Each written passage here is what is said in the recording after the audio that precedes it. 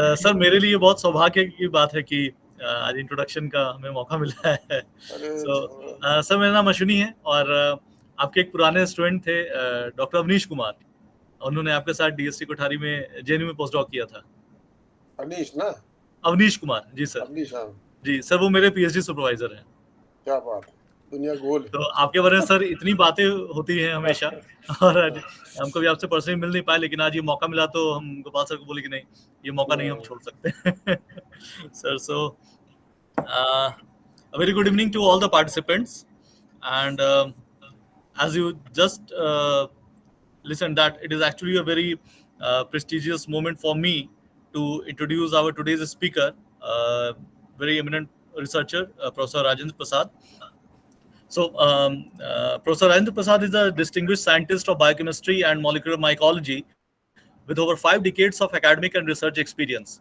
He currently serves as the Dean of the Faculty of Science, Engineering and Technology and Director of both the Amity Institute of Biotechnology and Amity Institute of Integrative Science and Health at Amity University, Haryana, Gurugram. Professor Prasad earned his PhD in biochemistry from Agra University in 1970, following his BSc and MSc from Lucknow University. He began his academic career at JNU in 1976, where he had held several key positions, including Professor and Dean of the School of Life Sciences, Pro Vice Chancellor, and Founder Chairperson of the Special Center for Molecular Medicine. With a prolific output of over 300 research papers and supervision of more than 75 PhD theses, Professor Prasad's work has significantly advanced the understanding of antifungal drug resistance, particularly in Candida species. His research interests encompass clinical resistance mechanism, molecular mycology, and DNA repair response. Notably, he has contributed to the identification and characterization of multi-drug transporters in Candida, which are pivotal in antifungal resistance. Ashwini, sir, then nothing will be left for me to tell. sir, so this is just a very small, sir. Enough. Sure, sir. So yes, sir. Now the session is all yours. So I did my PhD from the center. Sir is founder, chairman of, chairperson of that center, Special Center for Molecular Medicine. And we are really grateful that sir is ready to give his time. Really, sir.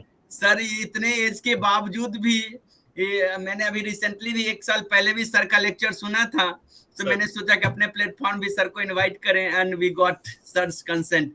So thank you very much sir for joining us and motivating our new generation, including present generation also, for pursuing science.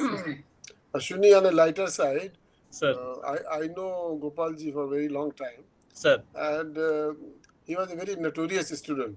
He used to trouble a lot of teachers. Not me, but otherwise. I don't remember exactly, but yes, he was a little troublemaker. नेता type. अभी भी तो sir ये भी तो एक leadership ही है sir, कि चाह रहे हैं कि नॉलेज का है ना कि बढ़े, पूरा सोसाइटी में बायोसाइंस का नॉलेज बढ़े, इसलिए साइंस डायलॉग सीरीज किया है. आज आप जैसे लोगों का आशीर्वाद और इसमें साथ रहेगा तो बहुत जल्दी ही बहुत सारे मिस ओवरऑल नॉलेज पुल बहुत रैपिडली ग्रो कर रहा है इसके थ्रू. और आजकल ऑनलाइन प्लेटफॉर्म हो गया, थोड़ा सा टेक्निकल प्रॉब्लम रहता है, but more than 100 lectures we have arranged. नहीं, but this is a good, I wanted to say that this is a very good initiative and really cost you nothing. We are sitting at our own comfort, and people can take benefit of knowledge, share, interact, whatever. Yes, so if you allow, then we can start. Yes sir. Thank you sir. Yes, thank you so much sir. Now platform is open. Is it visible to all? Yes. Okay, this is better. So Gopal ji, aap when I say, you will change, right? Yes sir. और मैं अपना mic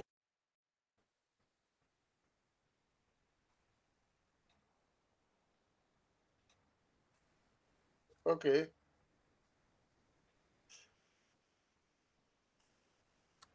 So, good evening. So, sorry for this technical hitch. Ultimately, we have solved through a jugaad, because I am not able to present myself, but Gopal ji will assist. So, this title I made particularly to make it interesting so that you people don't think that I'll only talk of science.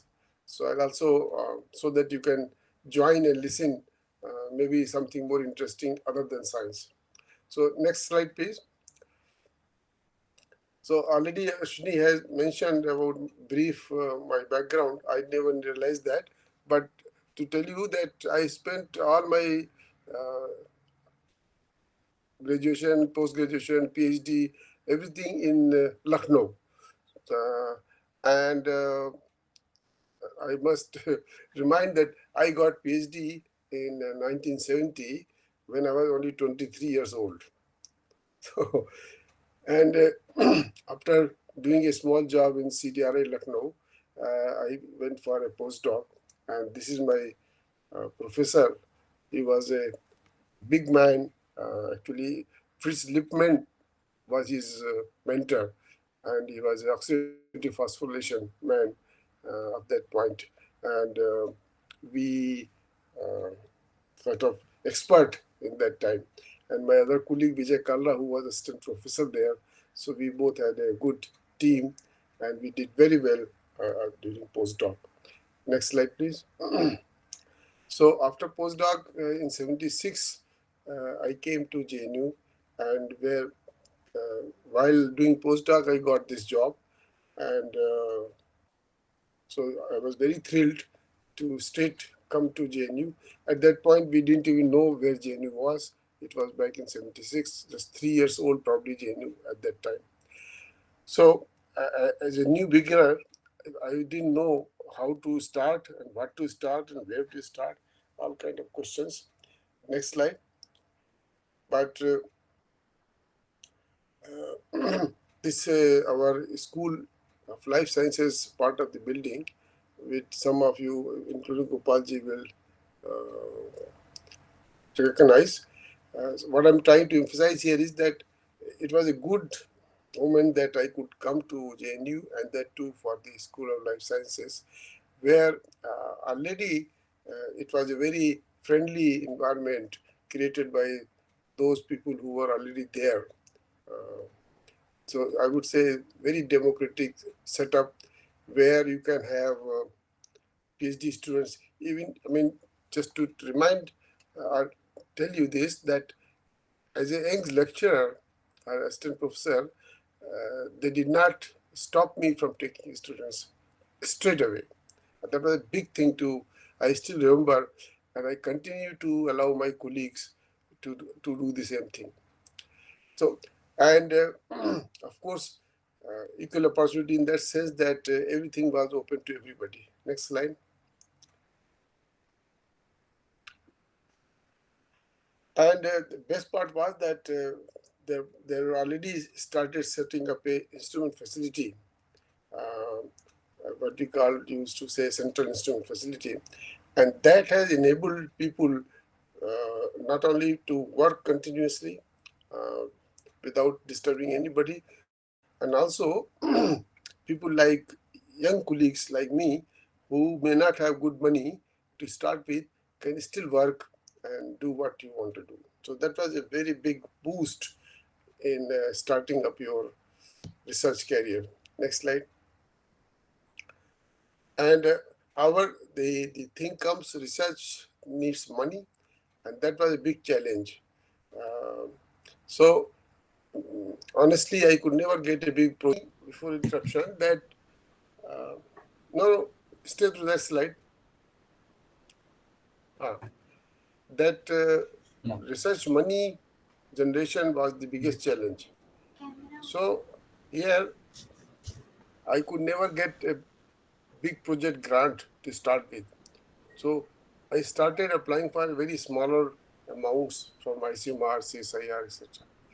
And the first research grant I got, which from DBT, was after 15 years of joining JNU. But in the meantime, because research cannot stop, so I focused on international granting agencies.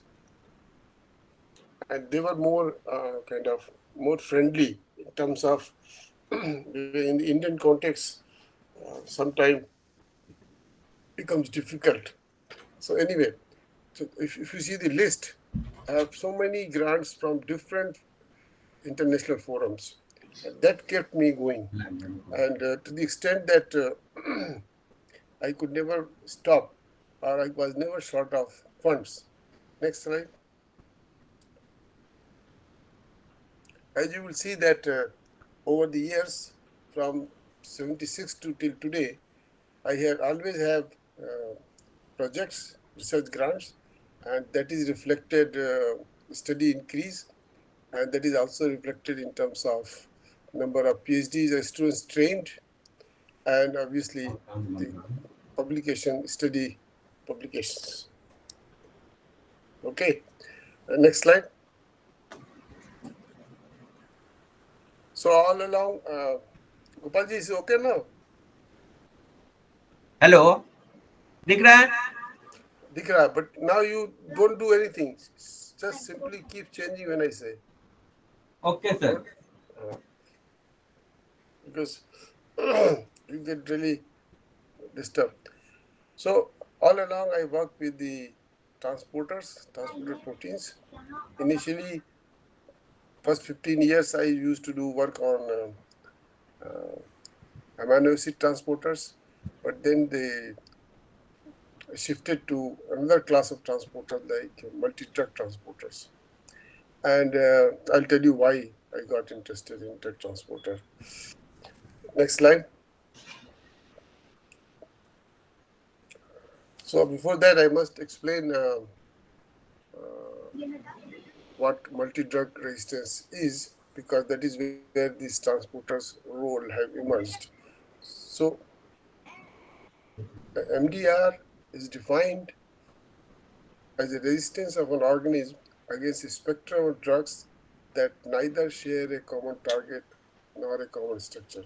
So it's a very flexible phenomena, and where a organism could be resistant to many drugs. They could be different class of drugs. They may be hitting different targets, but still the organism, bacteria, or any other cell becomes kind of robust to handle uh, such drugs. So that is called multi-drug resistance. Next slide. And this is best explained when we started this. You must know this slide where sir आपका penicillin. Slow है. Next slide तो दिख रहा है. क्या क्या slow है? क्या स्लो है? Next slide, sir next slide तो दिख रहा है ना सर? हाँ दिख रहा है भाई. सर दिख रहा है, बराबर दिख रहा है. Who is this Radha hello. Tiwari just running a video?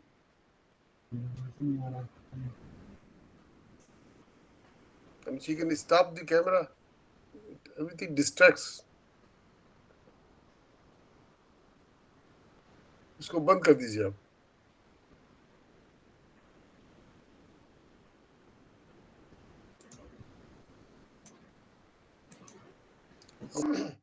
So the penicillin discovery was a big milestone because, but at the same time, it was termed as a miracle.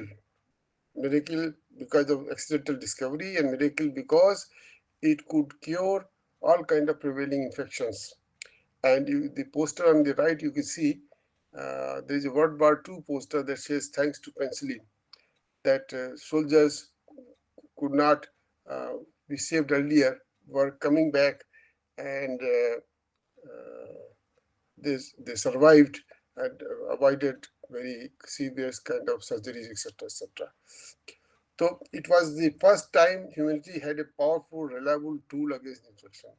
That felt like a miracle, and in many ways, really, it was a miracle. But as you know, that any miracle will not last forever. So that's what happened. Next slide.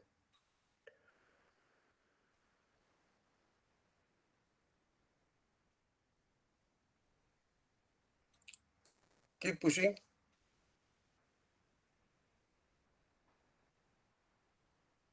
और दबाइए.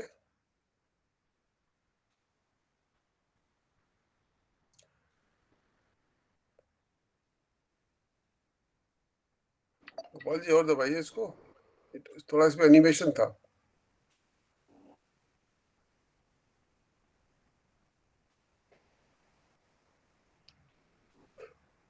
Sir और press कीजिए तो slide में जो बाकी का है मटेरियल वो भी दिख जाए. हाँ Yes. बस Stop. बस बराबर है. So, if you see the first panel on the top, uh, when any drug was discovered, shown in gray, and then introduced in the clinic, and you can see the dark brown where the resistance started emerging. So, in most of the cases, resistance started emerging against that drug as soon as the drug was introduced. So this became a serious issue over the years. And see, when we reach to this 21st century, the drug is as soon as introduced, the resistance started appearing. And this particular phenomena of drug resistance has been highlighted by top journals like Science and Nature over the period of time. Next slide.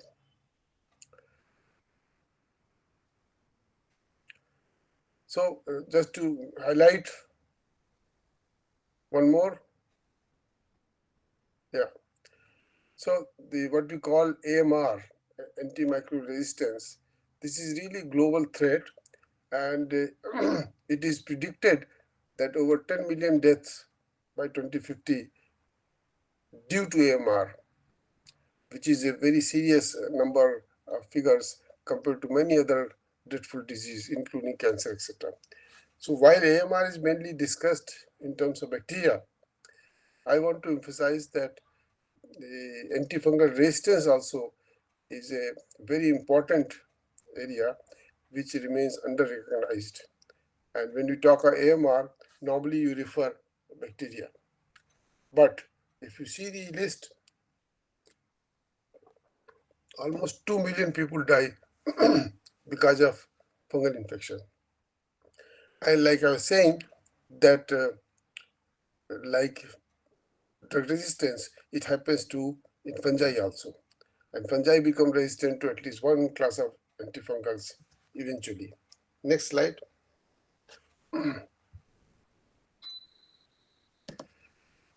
Next slide.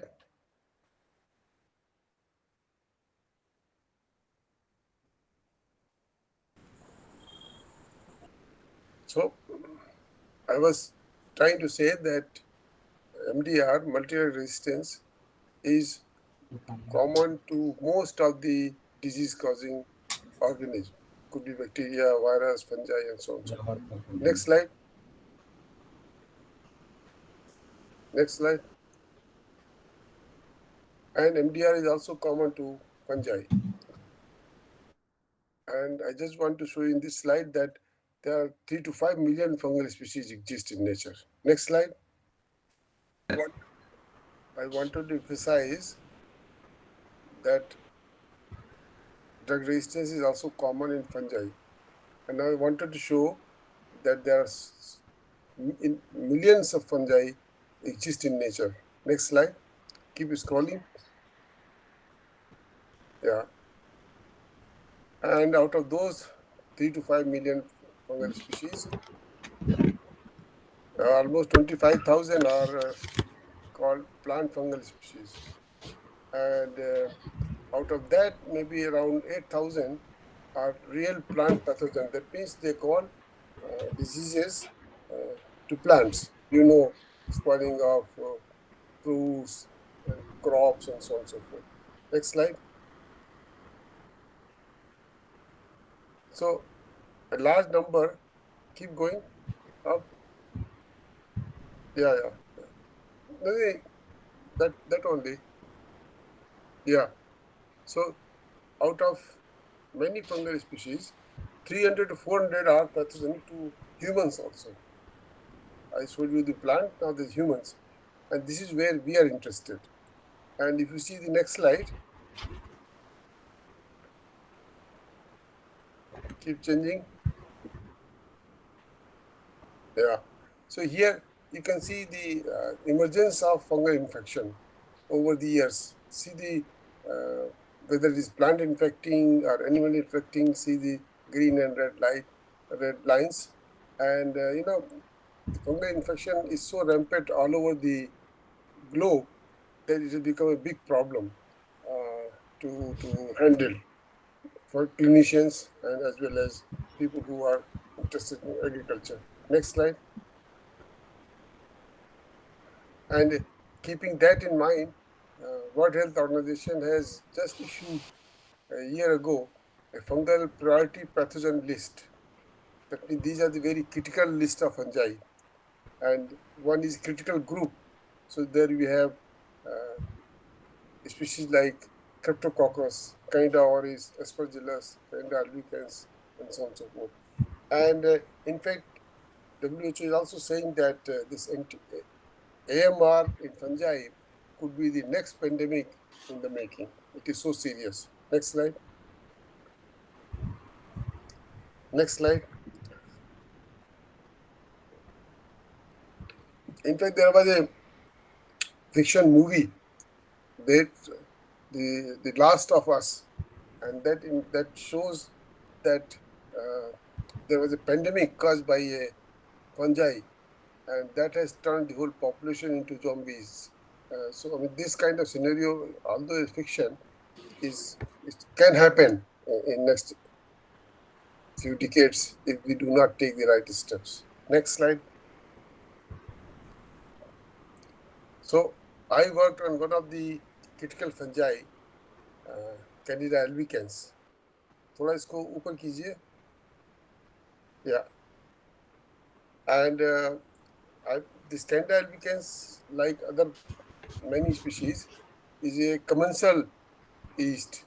Okay, and it can cause superficial to systemic infection to immunocompromised patients. That means those who have got poor immunity because of many medical conditions. And among drugs, azoles are the most commonly used drugs which are in use.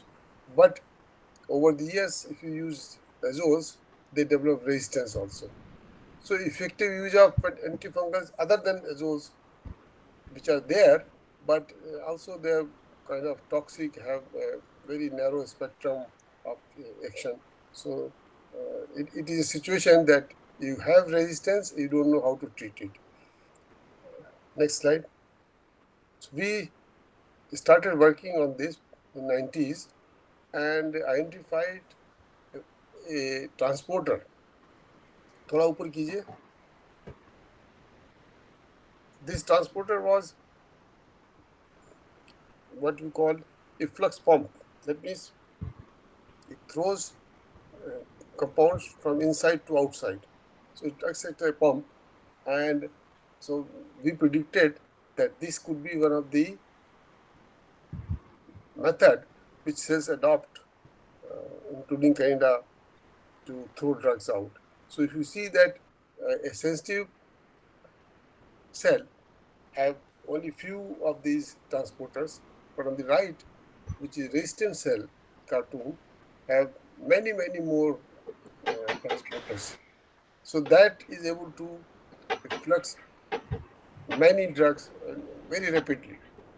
And that becomes the way that does not allow toxic drug to stay inside the cell. As a result, what happens? The cell become resistant to it. Next slide.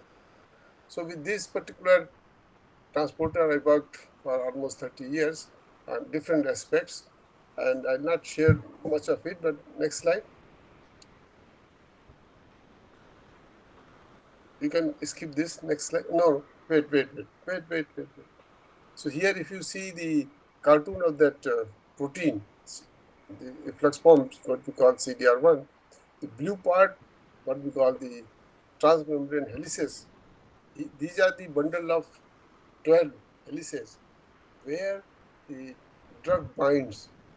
So, and how drug binds and transport, we want to understand so that we can create a situation where this flux pump can be blocked so that the cell becomes sensitive again. Next slide. So there what we did a massive study, all these 12 helices, comprising of almost 252 amino acids have so whole primary structure was mutagenized. Each residue was replaced with a alanine. So we created a library of more than 200 variants of this protein, and then try to see how which mutation in amino acid impact drug transport. Next slide. And to cut the story short, we were able to show that where actually the drug binding pockets exist in this transporter. So we could map the drug binding pocket. So this is where one could now even design the molecules to block these bindings. Next slide. So we spent a lot of time on this, and if you see, I just created a timeline for CDR efflux from study. You will see from 95 to 25, not many places we have been contributing. And now the situation has come in 24, 25, where the structure, we're in the process of publishing the cryo-EM structure of this protein. So this will also complete the whole story of a very important transporter in a pathogenic yeast. Next slide. And doing that, there are a lot of many students, like I think Ashwini mentioned that I've supervised more than 75 PhDs, and quite a few dozens of them have particularly worked on CDR1 story. Next slide. And for this, we have celebrated 20 years in 2014, 20 years of CDR1 discovery, and 30 years just last year. We celebrated in Amity 30 years of its discovery. Next slide. And in fact, FAMC's journal has dedicated a thematic issue celebrating the discovery of this fungal ABC transporter. So this is going to come out very soon. Next slide. Now I want to share with you that this was all till 2015. And then I was superannuating from my job in JNU after 40 years. But I didn't want to kind of leave my research. So I selected a place where I can continue. And if you see the top, that was my lab in JNU. And over the years, I created this more or less similar lab in Amity. Okay, but personally, coming from a university like JNU to a private university, it was like a quantum fall. I don't say quantum jump. So that's why I'm showing a falling person. So, but if you want to continue, if you have the motivation, it can be done anywhere. Next slide. So immediately we spend time to create ambience and create instrumentation facility, because without infrastructure, you really cannot work. And thanks to Amity system, they allowed and helped me to develop this infrastructure. So we have a counterpart of Central Instrument Facility in Amity now. Next slide.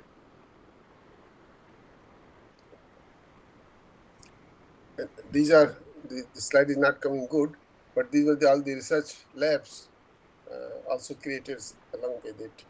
So we had a good ecosystem to do quality work. Next slide. And I mean, it's not necessary, but you can see that I continue to work and do good publications, wrote books, and in fact, more than 100 publications since I moved from JNU. So you can see that I continue to be productive. Next slide. Next slide gives you also some kind of glimpse of recognition in particularly fungal drug resistance, I'm even less than 0.059% in the world. So that's quite satisfying. Next slide. But all this changed when we talked of suddenly kind of albicans, kind of oris, a new species emerged, and that sort of forced me to change my organism to oris. And you can see that in over the years from 2009 onwards, it has spread across the globe uh, very rapidly. And they also have different, genetically speaking, different clades. Next slide. So we focused on kind of, this you can skip, go ahead. This also you can skip. This is just showing that it exists in environment and there is a niche between environment pollutants and the infections which exist now in humans. Next slide. The important point is compared to kind of albicans and other kind of other fungi, this is very notorious because uh, not only is infections spreads very rapidly between patients, uh, but it is already to begin with resistant to most common drug, what I've shown in red, azoles. And normally other resistance to other class of drugs which none exist in other yeast, they're also resistant. And sometimes you find a pan-resistant kind of oris resistant to more than one drug. So it is very difficult situation for clinicians. So it is very challenging. Next slide. So the question always was that why kind of oris exhibits high level of antifungal resistance contrary to other kind of species. So we focused on this, in fact, during my Amity time. Next slide. This I just briefly summarize different kind of uh, drug resistance mechanism which yeast cells adopt. But because of this frequency of resistance and that almost 90 to 100% isolates are resistant to azoles, these simple mechanisms which also exist in other yeast cannot be the only thing. There must be something more than that. So we were looking for that. What could be that? Next slide. So obviously we looked for the transporters, which were about 20 transporters of CDR type in ORIS, and we looked their expression, their impact on drug, their impact in clinical isolates, but nothing remarkable came out which can explain the massive resistance which we see in this species of yeast. Next slide. So we adopted a strategy. This I must explain. Here what we do, we take a susceptible cell and expose it to different concentration of drug or same concentration of drug, sublethal drug, and allow it to grow over the period. Say you can grow for months to up to 100 generations. And then the cells, next slide, at the end of it, cell become resistant to the drug. So important point is all the time when the cell was exposed to drug, then you can map what is happening in terms of adaptation, in terms of changes happening while the cell becomes resistant to drug. So that will give you that one could understand what kind of mechanism Canada adopts to attain this level of resistance. Next slide. So while doing that, we could find the azoles which are commonly used, where it shows 90%, 100% resistance. We could detect some novel strategies adopted by kind of oris, and that are some are common, some are new. Particularly, it can rearrange or create supernumerary chromosome and create mutations which are not very common in other yeast. So that was one interesting point. Next was that we found that resistance to these pollines, amphotericin B, you might have heard the name, when we had this black fungus infection during COVID. This was a very popular drug. So this is a pollen which is antifungal, which targets ergosterol. Ergosterol is the fungal counterpart of cholesterol. But by virtue of its three-dimensional structure, folding, it has more affinity, better affinity to pollines compared to cholesterol. So it binds to ergosterol, and then next slide. So there are a lot of strategies how it binds and things like that, but ultimately, most popular is that once the polyene antibiotic binds, it creates spores, and the cellular contents leaks out and have quite a few things happening at the same time, and the cell dies. So next slide.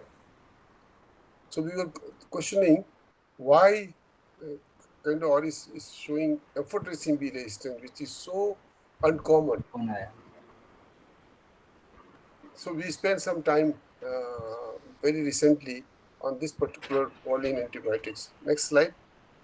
So here again, we adapted the cells to amphotericin to develop amphotericin B resistance over the period, and then see what could have happened. Next slide. So to cut the story short, when we did whole genome sequencing of these adapted isolates, we could find some very interesting novel mutations which were not known before. So we could identify new genes which may be regulating amphotericin B resistance. Next slide. So these are some of the what you call polymorphic SNPs which were found in amphotericin B resistant isolates or adapters. When we revert back to them into wild type allele, the resistance reverts. So, trying to say that these mutations are very important for restoring amphotericin B susceptibility. Next slide. And while doing that, we also identified a new oxidase, OX2, which is we know that it also contributes to amphotericin B resistance. So this has enabled us to tell for the first time that how these Candida auris cells adopts to become resistant to amphotericin B, which is so common in this particular species and which is so rare in other Candida species. Next slide. So this slide just summarizes what I just said. So point is, by evolutionary experiments, or you can say in vitro evolution, we could figure out how and gradually cell becomes resistant. And this, by the way, I did not show the result, but clinically also in clinical isolates which are resistant to amphotericin B, similar kind of mechanism seems to operate. So this is a very exciting result, and we are very hopeful that it will make a good impact in terms of antifungal research. Next slide. So this is what keeps us busy at this time. So we have, like I said, we have identified already key genes of Candida auris, which are MDR genes, we call it. And like I said, cryostructure of the CDR protein should be published this year. And we are hoping to make a very, very good paper. And another project I did not discuss is about the black fungus we spent time, because they are also intrinsically resistant to azoles, to many azoles. And we want to find out how to improve to their susceptibility and so on and so forth. And obviously to do research, I continue to write projects, and luckily I get also. So far, for a couple of years, I have sufficient funds to continue. Next slide. So all these years, I have also developed a lot of collaborations with different groups across India and abroad. They have been quite helpful. And next slide, I'll show you the some of my 75 PhDs who are part of my life, and always thank them. Next slide. In fact, some of them had met 2 years ago uh, to coincide with my 75th birthday. So we had a good time. Next slide. And this is the present team at Amity we are working with. So next slide. So point is that nothing has changed. You know what has changed? This is very interesting. I want to emphasize that the first slide in black and white is the first student who is also retired. Uh, uh, and that's me, of course. So between us, there was only 5 year difference of the age. And today, this girl, she must be 50 years younger to me. So whole life has changed and whole attitude of students have changed. But if you don't change, you vanish. So I change. So now I have learned how to see results in mobile, how to see gel picture in mobile, and things like that. So it's interesting. So life goes on, and I'm happy to share what we are doing, and we are still doing, and hope to continue. Thank you very much.